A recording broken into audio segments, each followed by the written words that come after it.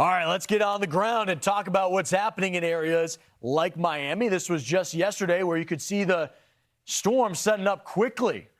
Well, did it play out again today? Nobody better to ask than somebody who's reporting there and also lives there. Fox Weather's Brandy Campbell is on the ground. And Brandy, for yesterday and even today, how quickly did all of this kind of bubble up?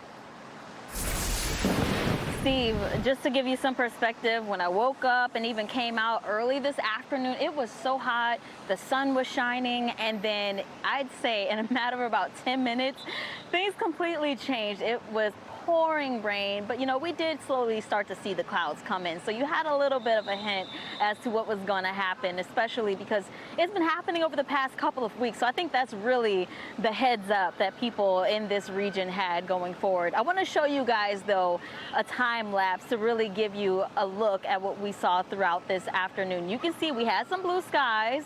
I started this after the sun started to get covered up by the clouds, but eventually things darkened up here, and then came the rain. All of the people that were just hanging out in downtown kind of ran for cover or maybe used a jacket or whatever they had to just try and stay dry. Maybe it worked for some.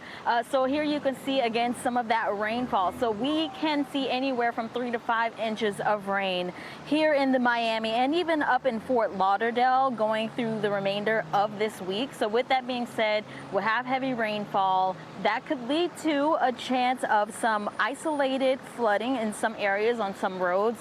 And I did just check in on some self-reporting apps that they have for residents here.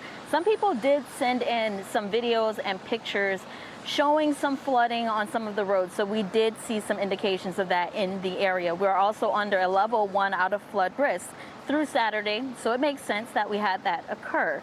So I mentioned the people here in the downtown area walking around. I actually spoke with 2 guys. They're here from Dallas for the Lady Gaga concert that starts just behind me in about an hour.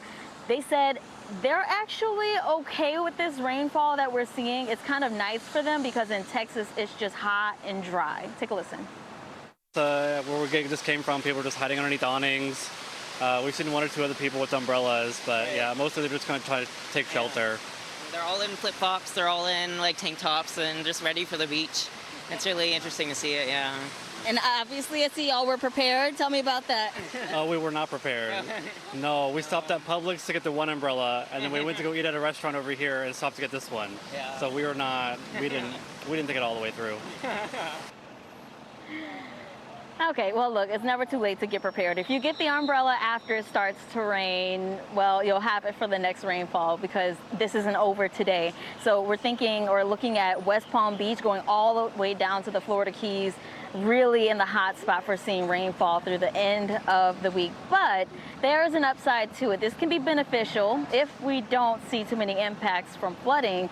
That's because we are under a drought, and so that will definitely help bring us out of that. Back to you, Steve. And it makes it a whole lot comfortable to enjoy a night out, especially for Lady Gaga, right? It's going to be a concert. You don't have to worry about sweating the entire time. Brandy, thank you for that update from Miami.